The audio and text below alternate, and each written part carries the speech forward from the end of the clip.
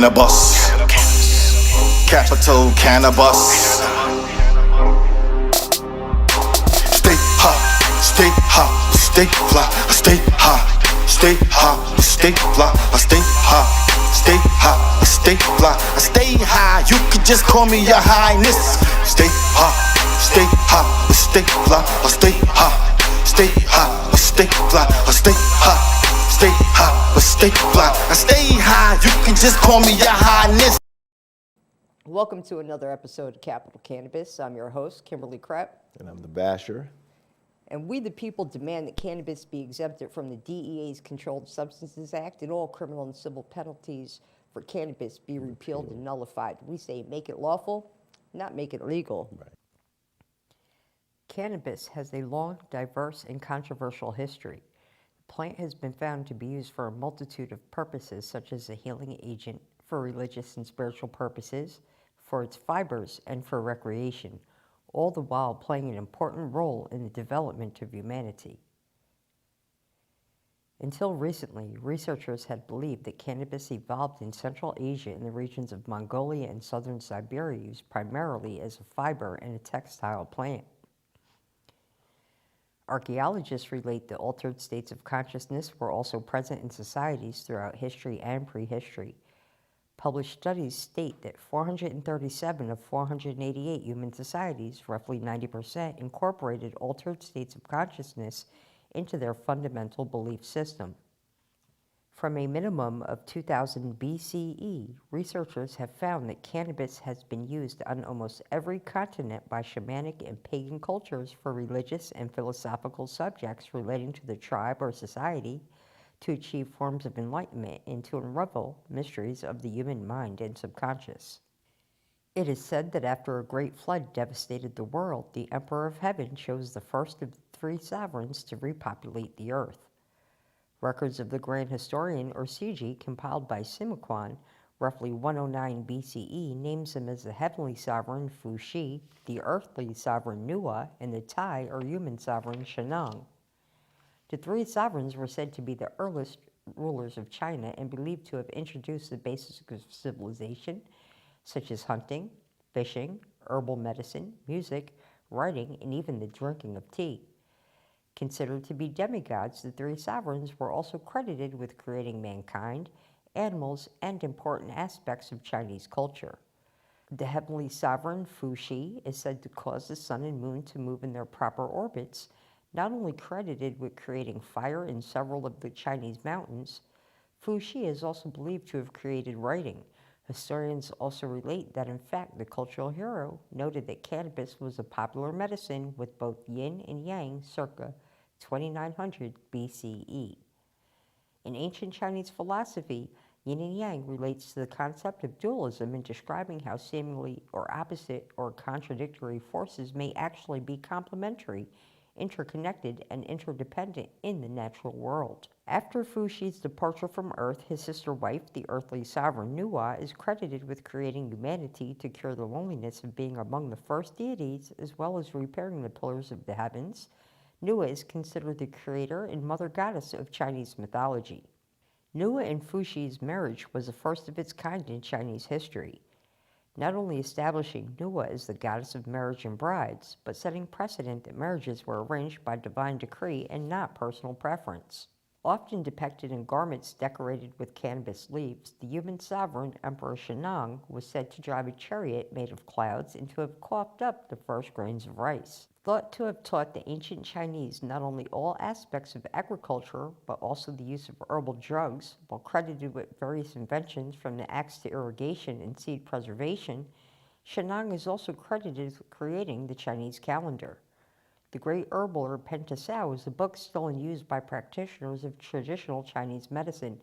Traced to 2737 BCE, the author Shenang focused on cannabis as a medication for many conditions, including rheumatism, gout, malaria, and even absent-mindedness. The earliest cultural evidence of cannabis use had come from the oldest known Neolithic culture in China, the Yangshao, who appeared along the Yellow River Valley, while Banpo Village is one of the oldest known Yangshao archaeological sites dated at 4500 BCE. From 5000 to 3000 BCE, the Yangshao produced silk to a small degree. However, their economy was largely agricultural, cultivating and developing the use of cannabis for many purposes, to make clothing, shoes, ropes, and the earliest forms of paper, even using cannabis ropes to create designs on pottery. As in most early cultures, medicine had its origins in magic. In northeastern China, shamanism was widespread from Neolithic to recent times. Historians note that the hallucinogenic properties of cannabis were common knowledge in Chinese medicine and Taoist religions for more than 2 millennia, relating that the Chinese Wu, the shamans' ritual use of cannabis in Central Asian shamanism. Taoism is a philosophical tradition which emphasizes living in harmony with the Tao, which is a fundamental idea that denotes the principle that is a source, pattern, and substance of everything that exists. Taoism values cannabis. The herb is considered an elixir of life. The priestess Magu's name derives of 2 common Chinese words, Ma cannabis and Gu aunt. Magu's association with cannabis is as of a healing agent, and she is related with aiding the sick and the poor as either a priestess or a goddess outright. Historians also relate that until the modern era, unlike the Romans or Egyptians, the role of wigs in Chinese culture was mainly restricted to the theater. However, archaeologists at the Sichuan province have discovered a skeleton still wearing a wig made from cannabis rope dated between 2,000 and 2,500 years ago, making it China's oldest hairpiece. From China, researchers believe that coastal farmers took cannabis to Korea around 2000 BCE or earlier. In Korea, Magu's role is elevated from goddess to creator god, and her abilities extend to incorporate the creation of the world and humanity. Believed to have reached India between 2000 and 1000 BCE, cannabis was used for medicinal and religious purposes, as well as an offering to the Hindu god Shiva. Shaivism is one of the major traditions within Hinduism that reveres Shiva as a supreme being. The followers of Shaivism are called Shaivites and are one of the largest sects that believe Shiva, worshipped as a creator and destroyer of worlds, is the supreme god over all. According to legend, Shiva wandered off into the fields after an argument with his family, and drained from the conflict in the hot sun, he fell asleep under a leafy plant. When he awoke, curiosity led him to eat the leaves of the plant. Instantly rejuvenated, Shiva made cannabis his favorite food and drink, becoming known as the Lord of Bang. Bang is a drink made from dried cannabis leaves, stems, and seeds. Shivaratri is an annual Hindu festival dedicated to Shiva and is important in the Shaivism tradition of Hinduism. The name also refers to the night when Shiva performs the heavenly dance. Currently, Nepal temporarily lifts the ban on cannabis for the festival so that holy men can use the herb to celebrate and to imitate Shiva. The earliest mention of cannabis in India has been found in the Vedas, sacred Hindu texts believed to have been compiled between 2000 and 1400 BCE. The texts constitute the oldest layer of Sanskrit literature and the oldest scriptures of Hinduism. There are 4 Vedas, the Rig Veda, the Yajurveda, the Samaveda, and the Artha Veda. The Vedas consider cannabis a source of happiness, a joy giver, a liberator that was compassionately given to humans to attain delight and to lose fear. Ancient texts relate that the psychoactive properties were also recognized, mentioning cannabis as one of the 5 sacred plants of India, and using the plant to help treat aches and pains, a range of illnesses, and gastrointestinal disorders. A new study relates that the rock-cut temples of India's Ellora caves had been preserved in part because of the special properties of the clay plaster covering the interior of the 6th century shrines. Botanists and archaeochemists discovered that the mixture contained at least 10% cannabis. They relate that the cannabis fiber appeared to have a better quality and durability than other fibers, and that the cannabis gum and sticky properties might have helped the clay and lime to form a firmer bond. According to the researchers, the cannabis plaster was also insect resistant and helped regulate humidity in the cave. Ancient Egyptians also used cannabis far beyond what modern science has been able to do. Cannabis was first documented in ancient Egypt to treat many conditions, including sore eyes and cataracts. According to Diodorus Siculus, a Sicilian Greek historian, Egyptian women also used cannabis as a medication to relieve sorrow and bad humor. Seshet, the Egyptian goddess of wisdom, was also depicted with a leaf of the cannabis plant above her head, while Bastet, the feline goddess of war, was also related to the use of cannabis in the region, but more in the terms of witchcraft. The Ebers Papyrus was written about 1550 BCE, is one of the oldest medical texts to have been found, mentioning quite a few formulas that make the use of cannabis not only to alleviate pain and inflammation. The herb was also used to treat depression and other psychological problems, as well as used for certain religious festivities and rituals.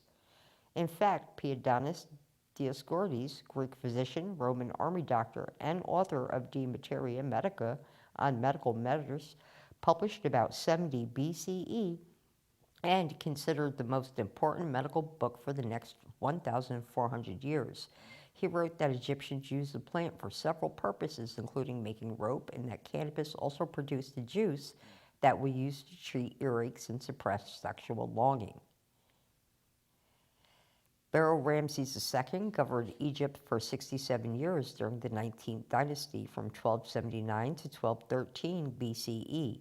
When his mummy was uncovered and examined in 1881, traces of cannabis pollen was found in his remains. Since then, the cannabis pollen has been linked to all known royal mummies. The uncovered mummies have known similar traces of the herb in their system, confirming that cannabis was indeed a part of the regular culture in ancient Egypt. Egyptian cannabis was so popular that in the 3rd century BCE, Roman Emperor Aurelian imposed a tax on it. Although Egypt is in fact located on the African continent, questionably, scientists had related that cannabis came to Africa, Madagascar, and to the Mediterranean coast only 1,000 years ago and quickly spread throughout the continent. Thought to be introduced by Arab or Indian traders, cannabis was already in use in South Africa by the Khoisan and Bantu people prior to the European settlement and colonization, and was traditionally used to ease childbirth by the Basotho people. There were a number of sects involving cannabis worship in Africa. Explorers found large plots of land around villages used to cultivate cannabis on the northern borders of Lundu. The Bashungli called themselves the Sons of Cannabis, and their land Lubuku, meaning friendship. Cannabis was believed to contain magical powers and thought to combat evil as well. Researchers relate that in 1884, the king of the Baluka tribe of the Congo had established a cannabis smoking sect. Cannabis was also used medicinally to restore appetite as an antiseptic and a pain reliever. The Sanusi sect also cultivated cannabis on a large scale for use in religious ceremonies in the Middle Saharan region. The spread of cannabis to Portugal was a direct result of the evil slave trade. The Portuguese were among the first Europeans to enslave Africans and bring them back to the Western Hemisphere, resulting in cannabis taking root in Brazil in the 1500s. Stolen and enslaved people transported cannabis and other seeds such as okra with them aboard the slave ships. As exploited plantation owners believed that slaves worked better when they smoked cannabis, they allowed the captives to grow the plant between rows of sugarcane. Since 1719, the Lots farm included more than 200 acres in Brooklyn, New York. Although the Lots freed their slaves years before abolition, they relied on slave labor, indentured servitude, and hired hands to grow the crops they profited in the markets of Brooklyn and Manhattan. After 3 years of extensive research, a Brooklyn college team located the forgotten lean-to of a former slave's quarters, discovering, among many items beneath the forgotten second-floor floorboards, was a cloth pouch tied with cannabis string. Cannabis was also used medicinally and recreationally across the Arabic world in Roman times, applied to a variety of ailments from migraines to syphilis, and used as an analgesic and anesthetic. The 9th century Islamic physician Rhazes prescribed it widely. Researchers relate that cannabis was also used ritually by a Sufi sect called Melamis, as well as the cult of Zanzibar, a medieval organization of assassins, also known as the Hashashins. Founded by Hassan I Sabah, the Hashashins were a Nizari Ismaili sect who lived in the mountains of Persia and Syria and later Iran between 1090 and 1275 CE. During this time, they held a strict subterfuge throughout the Middle East through the covert murder of the first Muslim, Nizam al-Mulk, and later Muslim and Christian leaders who were considered enemies of the state. Later research concluded that the herb was not first used and domesticated somewhere in China or Central Asia, that it was used and domesticated in Europe and East Asia at the same time, between more than 11,500 and 10,200 years ago.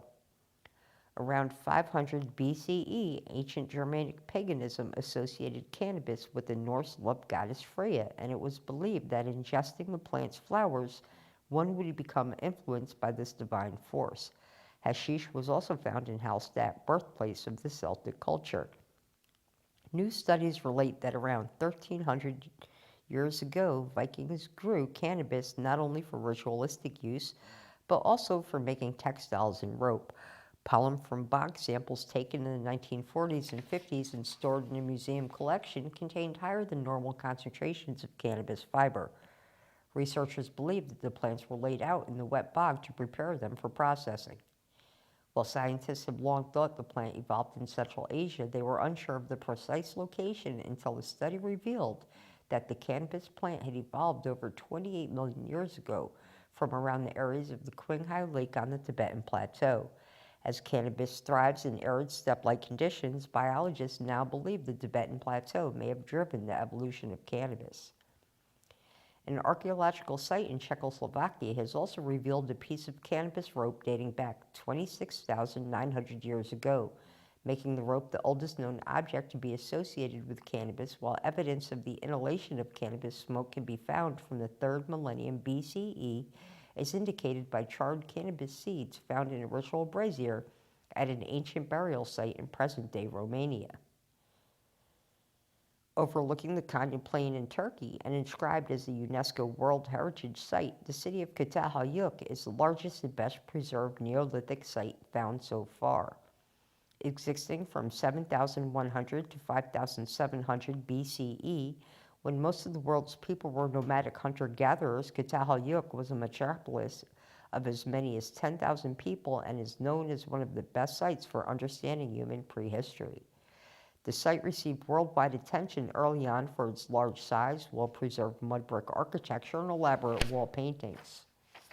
Excavations at the site over almost 3 decades have unearthed rich archaeological remains and a diverse ground stone assemblage produced by what was once a vibrant farming community.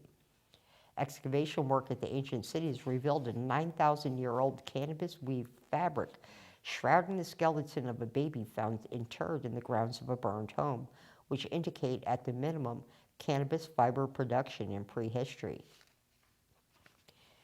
Coming from the eastern steppe region currently known as Russia and the Ukraine, the nomadic tribe known as the Yamnaya entered Europe around 5,000 years ago, bringing herding, metallurgy, even the Indo-European languages, and were among the first founders of European civilization. Signs of cannabis burning was discovered at archaeological sites, which suggests that the Yamnaya brought the practice of cannabis smoking with them as they spread across Eurasia. The trade road created by the Yamnaya and their neighbors like the Botain became part of the Silk Road several millennia later, creating a basis to trade traditions in Asia. Archaeologists believe that they may have been the very first pot dealers responsible for the transcontinental trade of cannabis. Providing new insights into the ritualistic use of cannabis in prehistoric Central Asia, scientists have discovered a 2,500-year-old Caucasian skeleton shrouded by 13 cannabis plants, likely that of a member of the Gushi Kingdom, another culture that existed between 3,000 and 2,000 years ago, who also played a major role in the Silk Road around the Turpan Basin. Several excavated mummies were buried with sacks of cannabis next to their heads, leading archaeologists to conclude that these individuals were shamans and that the cannabis was used to continue their profession in another world. Researchers also relate that the cannabis was likely to be grown locally and that the plants were placed in the graves and they were flesh and flowering. The Silk Road was a vast network of trade routes that connected China to the rest of Eurasia and was renowned in the West for the rich silk textiles it carried to the Mediterranean world from roughly the 1st century BCE to 1400 CE. Circa 700 BCE, the Battle of Talas was an engagement between Muslim forces against China's Tang dynasty. Vying for control of the Silk Road, the Tang dynasty's defeat marked the end of China's westward territorial expansion, resulting in Muslim control of the Silk Road for the next 400 years. Many historians believe that Chinese prisoners captured in the battle divulged secrets of China's papermaking technology to Muslim Moors, who were able to develop papermaking into a major industry by using cannabis and linen rags as a source of fiber. Further archaeological evidence gathered at excavations in Jur's Canal Cemetery in the Pamir mountain range near the Himalayas indicate that during funerary rituals, to enhance the perceived sacrality of the event, cannabis smoke would have been stimulated the mourners' senses, getting them high, and that mourners might have used the experience to enhance ritual communication with the divine realms during the passing of a dead person's soul to the other world. Samples extracted from wooden incense burners found that higher levels of THC were grown specifically for this purpose, corroborating previous evidence of cannabis use further north in the Xinjiang region of China and in the Altai Mountains of Russia. Princess Ukak, also known as the Serbian Ice Maiden, and the Altai Princess of Ochibala, is a 2,500-year-old mummy found in a burial mound of the Paziric culture of the Republic of Altai, Russia. The Paziric were a nomadic people described in the 5th century BCE by the Greek historian Herodotus. Scientific research revealed that the ancient silk used in one of her garments was found to have originated in India, and that the princess had died from breast cancer. Professor Natalia Polozmak, who without consent from local authorities or tribal elders first found and removed these remains in 1993, told the Siberian Times that the young woman was likely to have used analgesics since her burial chamber was found to contain a pouch full of cannabis. Similarly, Greek historian Herodotus reported that the Scythians, a fierce nomadic tribe originating from Iran and emigrated westward from Central Asia to southern Russia and Ukraine, founding a powerful empire in the region of what is now Crimea, would often inhale the vapors of cannabis smoke both as ritual and for their own pleasurable recreation. He claimed that the Scythians made an intoxicating smoke with the plant that no Grecian vapor bath could surpass, and transported by the vapor, they shout aloud. Herodotus also noted that the Thracians, a people who had intimate contact with the Scythians, introduced the plant to the Dacians, where it became popular among the shamanic cult named the Kapnobatai, or those who walk in the clouds. The shamans of the cult, also called Kapnobatai, were also known to use cannabis smoke to induce visions and trances. Burial tombs of the Phrygians and Scythians were found to frequently contain cannabis seeds. In the 1940s, in today's Kazakhstan, a buried Scythian couple was discovered with two small tents covering containers for burning incense, closely matching the stories told by Herodotus. Attached to one tent stick was a decorated leather pouch containing cannabis seeds from 500 to 300 BCE. The Scythians buried their high-status dead in mounds called kurgans or tumuli. The dead were laid out as if asleep in a hollowed-out log facing the east. Grave goods included fine clothes, jewelry, food, hand mirrors, horse tacks, bows, shields, swords, even entire chariots, often with horses and other humans as well, and of course, cannabis. Dating back 2,400 years, elaborate golden treasures with traces of cannabis and opium have been found in a Scythian burial mound in Stavropol, Russia. National Geographic writes, because the sticky residue was found on the inside of the vessels, researchers believe that they were used to brew and drink a strong opium concoction, while cannabis was burning nearby. Relating that both drugs were being used simultaneously is beyond a doubt. It is believed that cannabis oil was used throughout the Middle East for centuries before and after the birth of Christ. The original Hebrew Old Testament and its Aramaic translations relate cannabis use as both incense and intoxicant, that the herb was used in the temples of Assyria and Babylon because its aroma was pleasing to the gods. Exodus 30:23 of the Bible also indicates that God directed Moses to make a holy oil composed of myrrh, sweet cinnamon, cannabisum, and cassia. Cannabisum had been incorrectly translated as calamus or aromatic seed, when in fact its actual translation is closer to cannabis. This era appears in translations as early as the 3rd century BCE. Researchers had not yet found evidence of cannabis use in the Middle East until recently, when Israeli scientists uncovered and analyzed an undisturbed family tomb in Beit Shemesh. In describing the discovery of hashish in the stomach of a 1,623-year-old remains of a 14-year-old girl who had died during childbirth, after analyzing the material, the researchers have revealed that cannabis may have been used as an anesthetic during childbirth.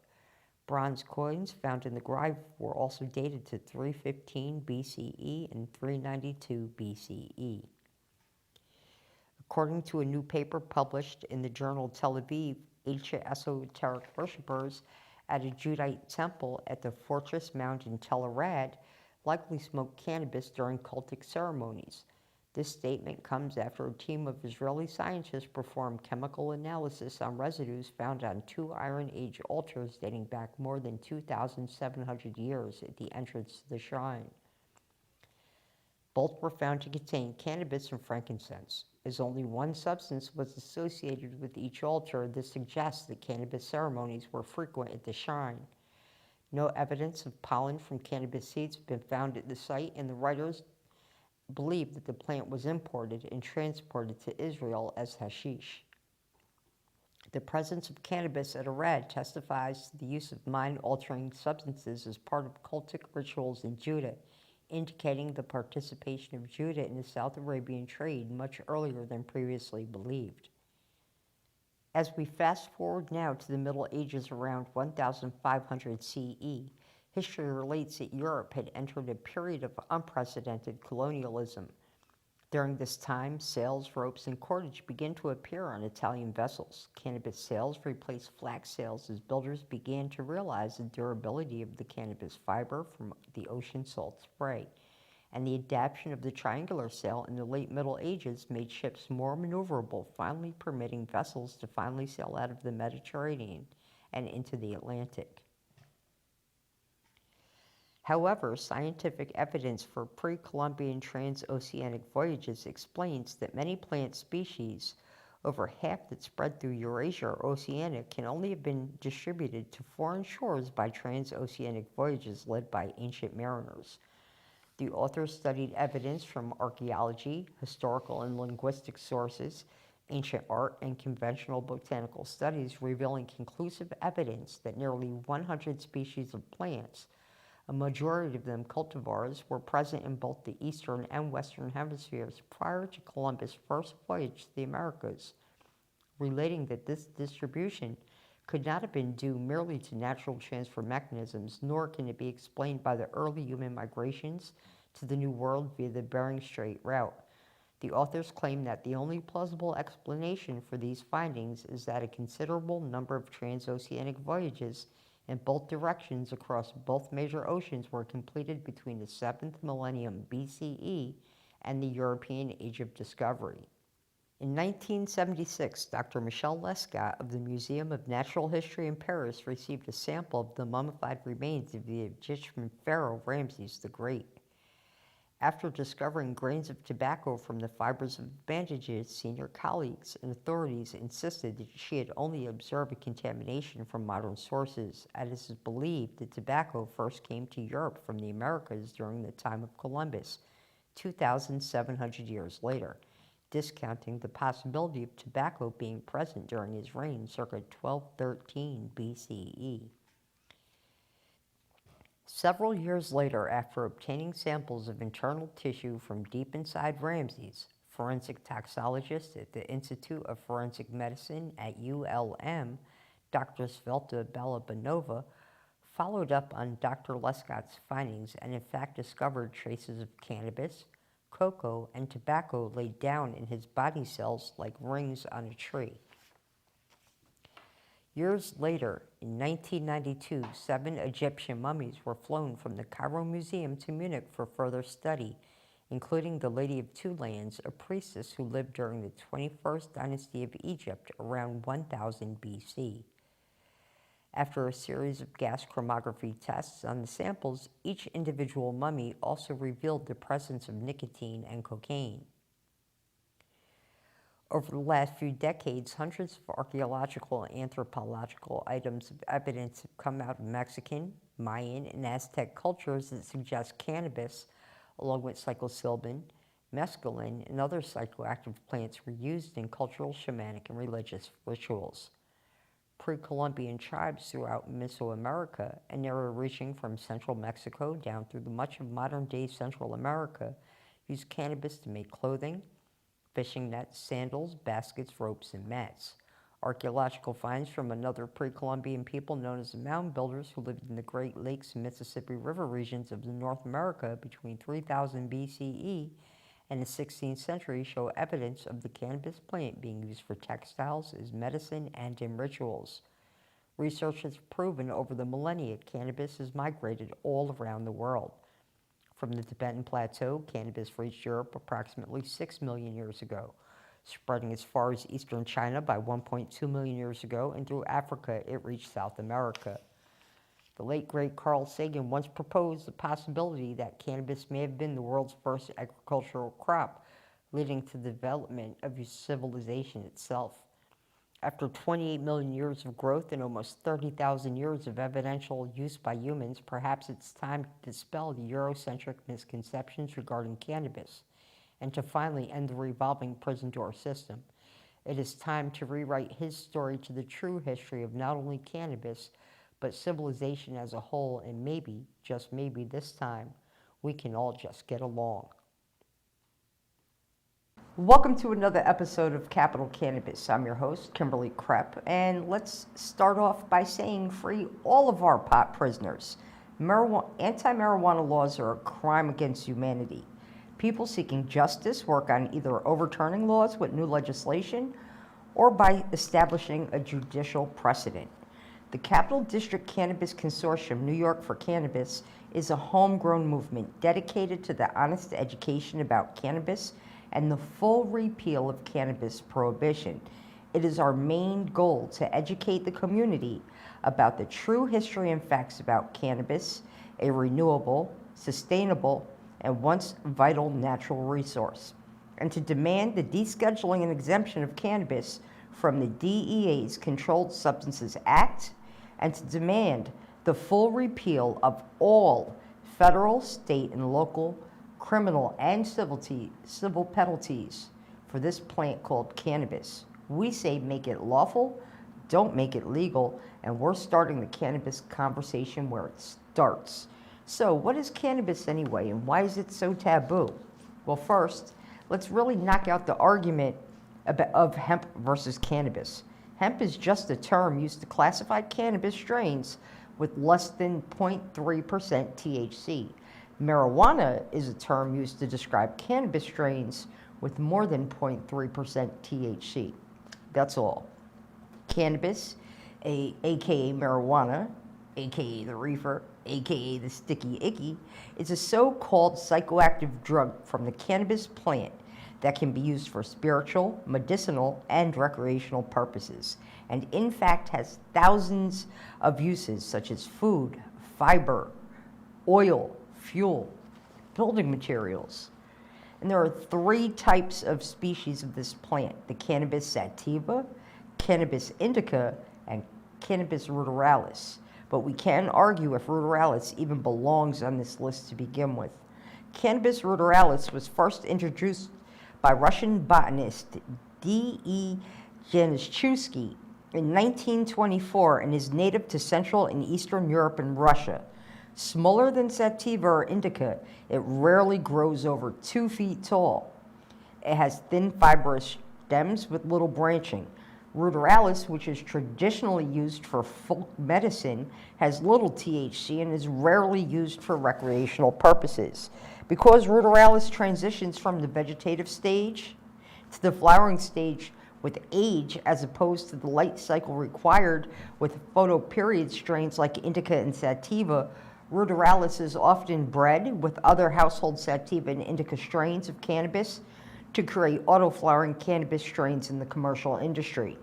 Cannabis sativa, first classified by Carl Linnaeus in 1753, is also a source of food, fiber, fuel, and medicine with thousands of industrial purposes, and it has been used for recreational, religious, and spiritual purposes.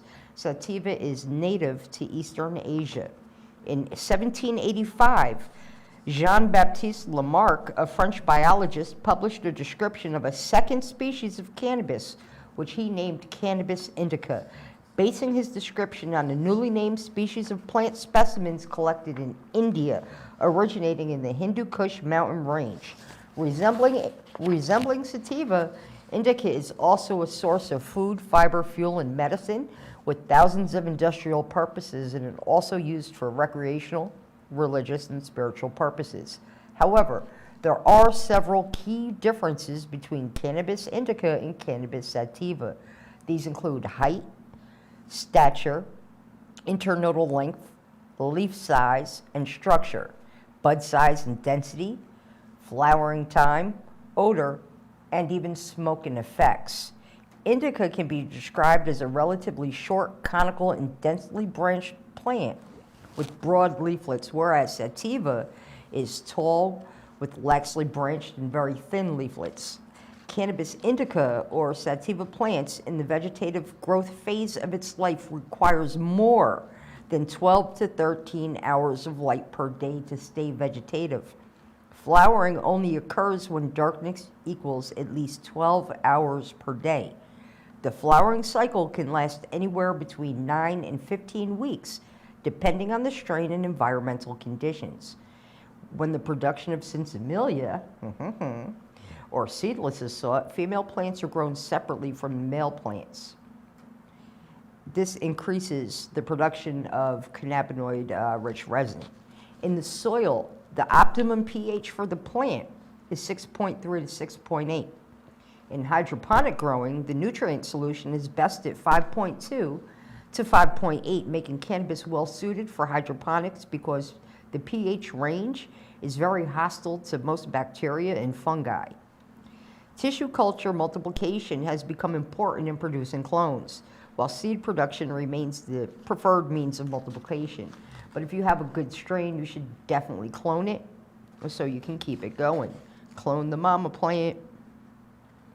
Because of the harsh and extremely cold winters and warm summers, indica is very well suited for cultivation in the greater Northeast. So let's really get into the history of cannabis and prohibition in the United States. So currently, medical cannabis is legal in 33 states and DC, including New York, while recreational cannabis is legal in 11, but not here in the Excelsior state. Oh no, not here. Cuomo hasn't figured a way to screw us with the taxes yet. They're really trying to hit on that 44% and keep it right out of our hands. No grow.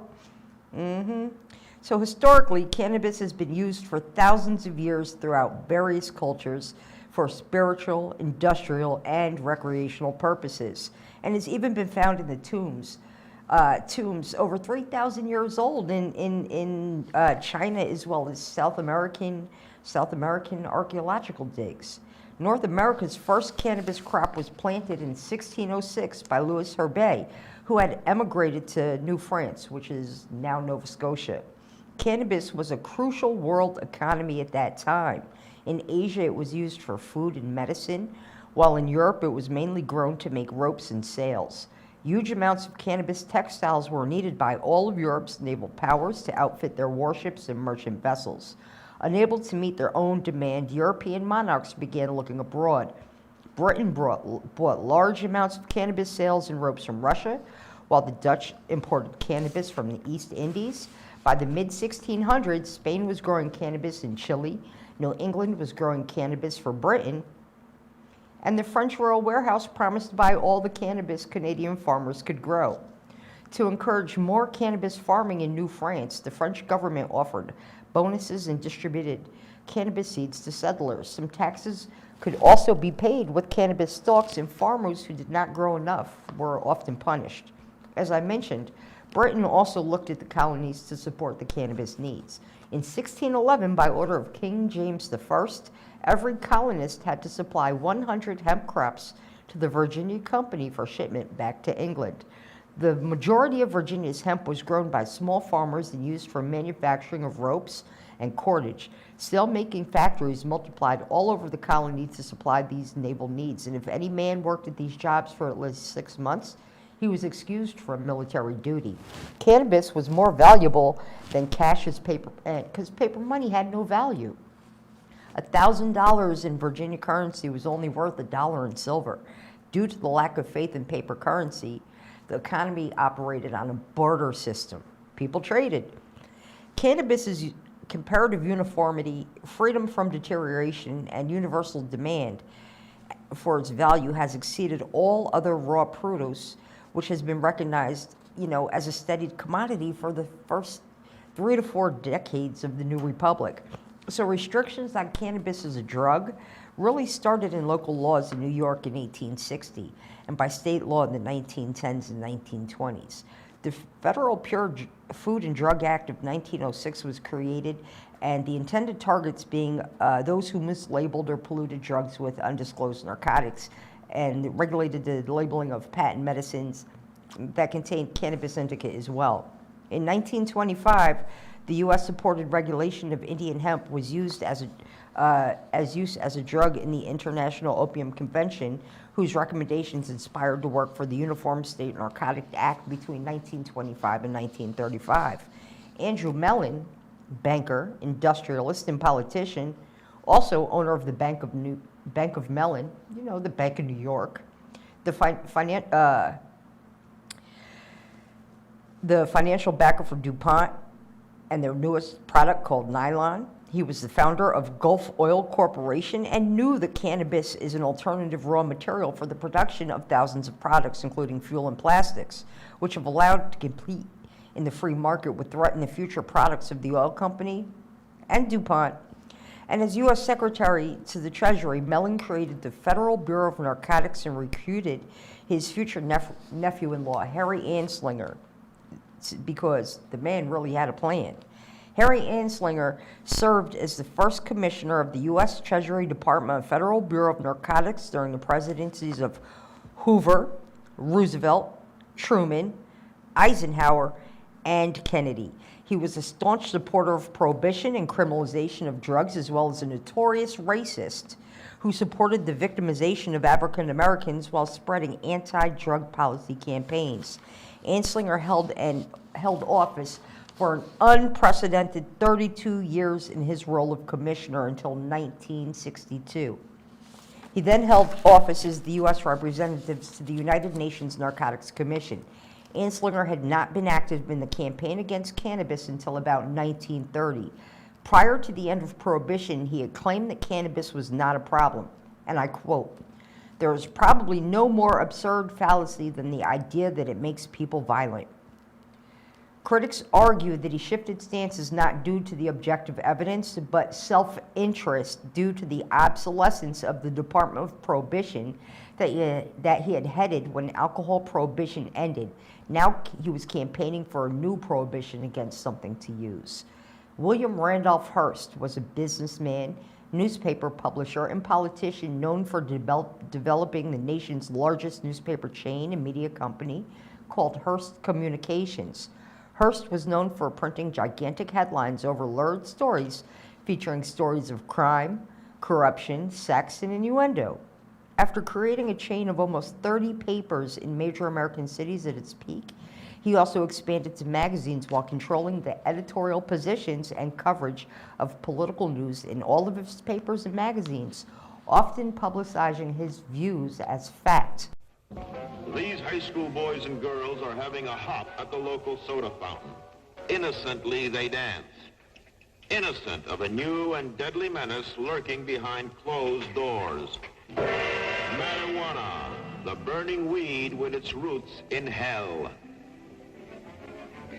In this film, you will see the ease with which this vicious plant can be grown in your neighbor's yard, rolled into harmless-looking cigarettes, hidden in an innocent shoe or watch case. If you want a good smoke, try one of these. You will meet Bill, who once took pride in his strong will as he takes the first step toward enslavement. Of course, if you're afraid.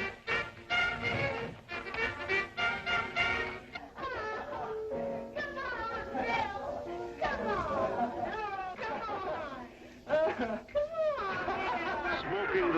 soul-destroying reefer, they find a moment's pleasure, but at a terrible price. Debauchery, violence, murder, suicide, and the ultimate end of the marijuana addict. Hopeless insanity.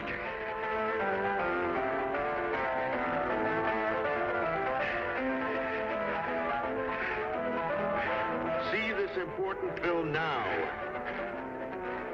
before it is too late.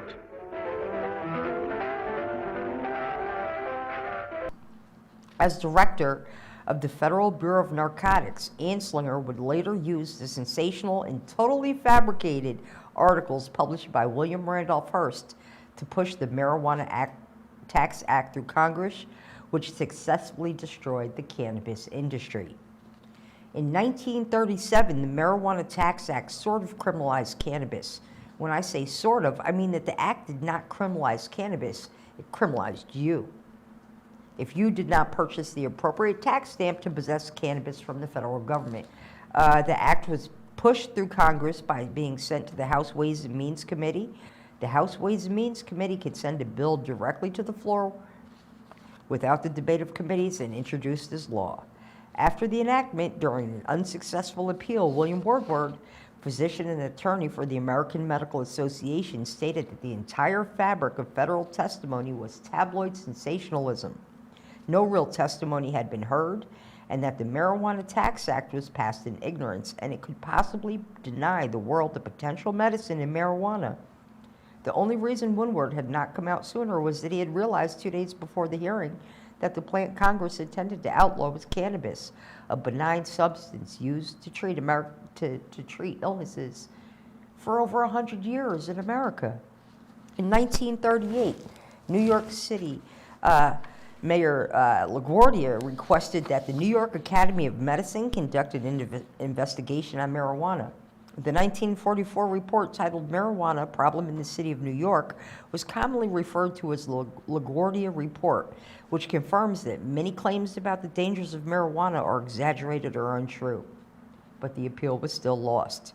In 1941, Henry Ford presented a groundbreaking invention, a hemp fuel-powered cellulose plastic prototype car.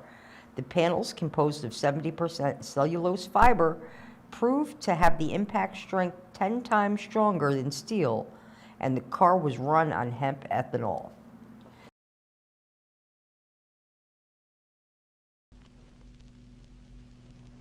Amongst the thousands of products made from hemp, one of the most extraordinary is Henry Ford's plastic car.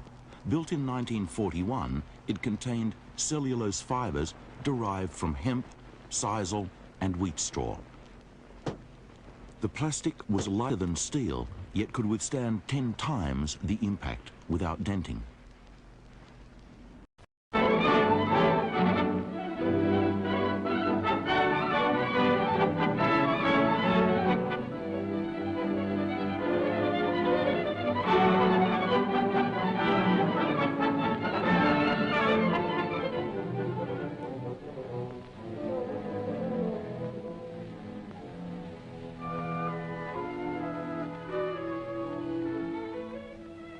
Long ago, when these ancient Grecian temples were new, hemp was already old in the service of mankind. For thousands of years even then, this plant had been grown for cordage and coarse cloth in China and elsewhere in the East. For centuries prior to about 1850, all the ships that sailed the western seas were rigged with hempen rope and sails. For the sailor, no less than the hangman, hemp was indispensable.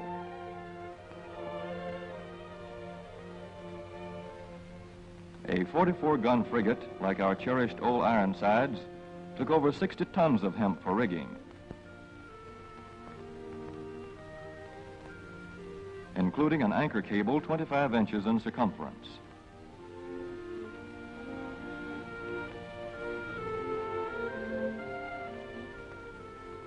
The Conestoga wagons and prairie schooners of pioneer days were covered with hempen canvas. Indeed, the very word canvas comes from the Arabic word for hemp. In those days, hemp was an important crop in Kentucky and Missouri. Then came cheaper imported fibers for cordage, like jute, sisal, and manila hemp, and the culture of hemp in America declined. But now, with Philippine and East Indian sources of hemp in the hands of the Japanese, and shipment of jute from India curtailed, American hemp must meet the needs of our Army and Navy as well as of our industries. In 1942, patriotic farmers, at the government's request, planted 36,000 acres of seed hemp, an increase of several thousand%. The goal for 1943 is 50,000 acres of seed hemp. In Kentucky, much of the seed hemp acreage is on river bottom land such as this, along the Kentucky River Gorge. Some of these fields are inaccessible except by boat. Thus, plans are afoot for a great expansion of the hemp industry as a part of the war program. This film is designed to tell farmers how to handle this ancient crop, now little known outside Kentucky and Wisconsin. This is hemp seed. Be careful how you use it. For to grow hemp legally, you must have a federal registration and tax stamp. This is provided for in your contract. Ask your AAA committeeman or your county agent about it. Don't forget, hemp demands a rich, well-drained soil such as is found here in the bluegrass region of Kentucky or in central Wisconsin.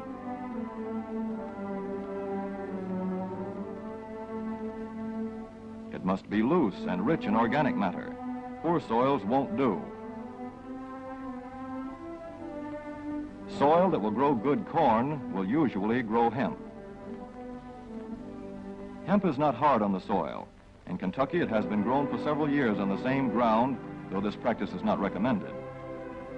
A dense and shady crop, hemp tends to choke out weeds. Here's a Canada thistle that couldn't stand the competition. Dead as a dodo. Thus, hemp leaves the ground in good condition for the following crop. For fiber, hemp should be sown 5 pecks to the acre. With drill, the closer the rows, the better. These rows are spaced about 4 inches. This hemp has been broadcast. Either way, it should be sown thick enough to grow a slender stalk.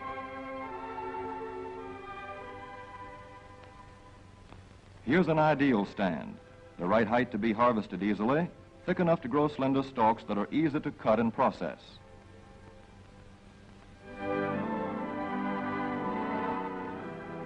Stalks like these here on the left, they yield the most fiber and the best. Those on the right are too coarse and woody. For seed, hemp is planted in hills like corn, sometimes by hand. Hemp is a dioecious plant. The female flower is inconspicuous, but the male flower is easily spotted. In seed production, after the pollen has been shed, these male plants are cut out. These are the seeds on a female plant. Hemp for fiber is ready to harvest when the pollen is shedding and the leaves are falling. In Kentucky, hemp harvest comes in August. Here, the old standby has been the self-rake reaper, which has been used for a generation or more. Hemp grows so luxuriantly in Kentucky that harvesting is sometimes difficult, which may account for the popularity of the self-rake with its lateral stroke.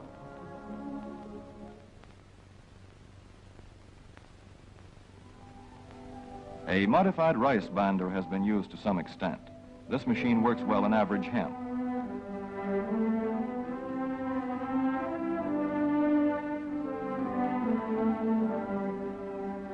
Recently, the improved hemp harvester, used for many years in Wisconsin, has been introduced in Kentucky. This machine spreads the hemp in a continuous swath. It is a far cry from this fast and efficient modern harvester to the Armstrong model of yore. But here's one kind of harvester, at least, that doesn't stall in the heaviest hemp. In Kentucky, hand cutting is practiced in opening fields for the machines.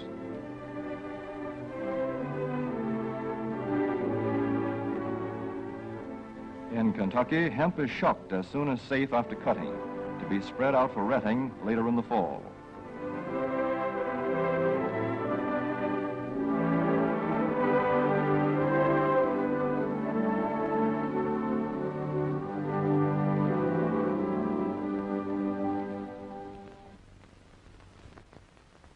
In Wisconsin, hemp is harvested in September. Here, the hemp harvester with automatic spreader is standard equipment. Note how smoothly the rotating apron lays the swath preparatory to retting. Here it is a common and essential practice to leave headlands around hemp fields. These strips may be planted to other crops, preferably small grain. Thus, the harvester has room to make its first round without preparatory hand cutting. Here, the machine is running over corn stubble. When the cutter bar is much shorter than the hemp is tall, overlapping occurs. Not so good for retting. The standard cut is 8 to 9 feet. The length of time hemp is left on the ground to ret depends on the weather.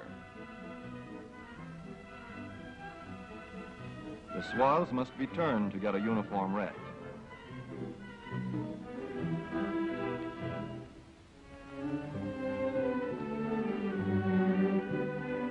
When the woody core breaks away readily, like this, the hemp is about ready to take up and bind into bundles.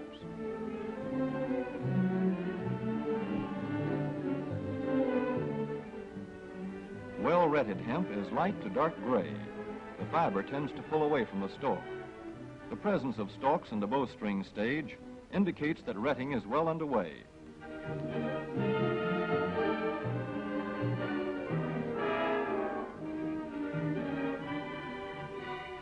When hemp is short or tangled, or when the ground is too wet for machines, it is bound by hand.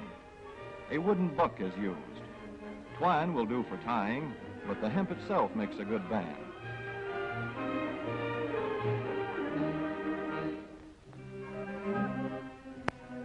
When conditions are favorable, the pickup binder is commonly used.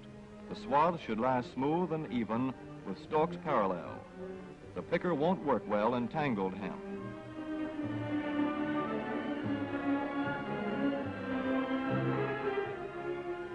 After binding, hemp is shucked as soon as possible to stop further retting. In 1942, 14,000 acres of fiber hemp were harvested in the United States. The goal for 1943 is 300,000 acres. Thus, hemp, Cannabis sativa, the old standby cordage fiber, is staging a strong comeback. This is Kentucky hemp going into the dryer of a mill at Versailles.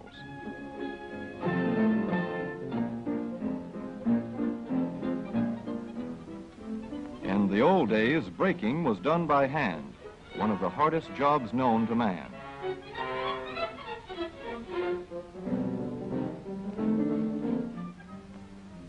Now the power breaker makes quick work of it.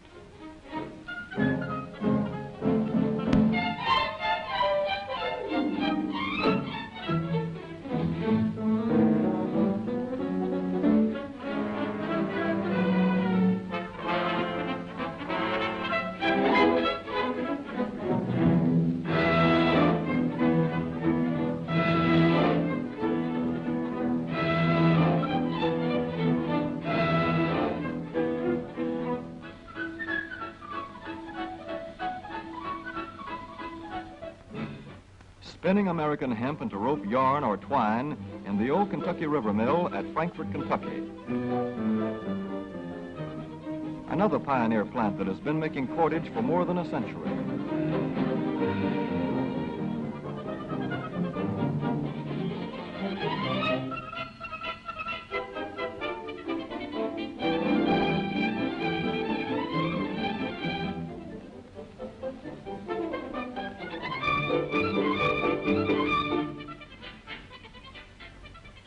All such plants will presently be turning out products spun from American-grown hemp.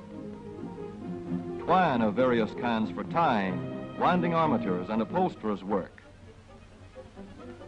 Rope for marine rigging and towing, for hay forks, derricks, and heavy-duty tackle. Light-duty fire hose. Thread for shoes for millions of American soldiers. And parachute webbing for our paratroopers.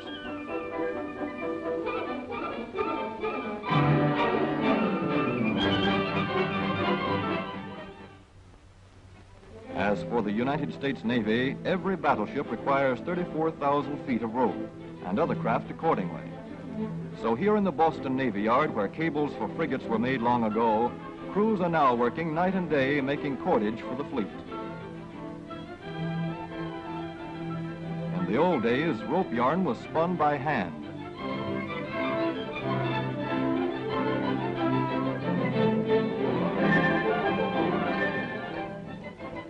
Today, even the rope walk is mechanized. 160 fathoms to go.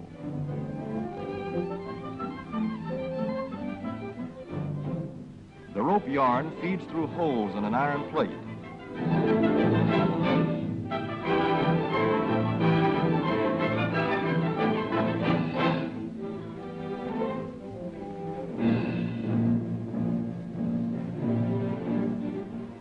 This is Manila hemp from the Navy's rapidly dwindling reserve. When that is gone, American hemp will go on duty again. Hemp for mooring ships, hemp for tow lines.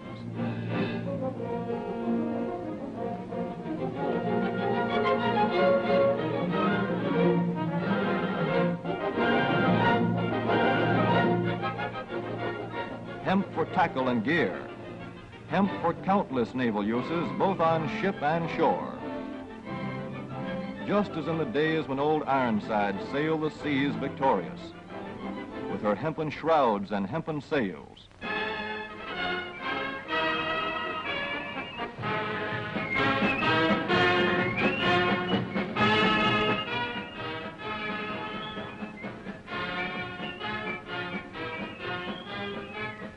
Hemp for victory.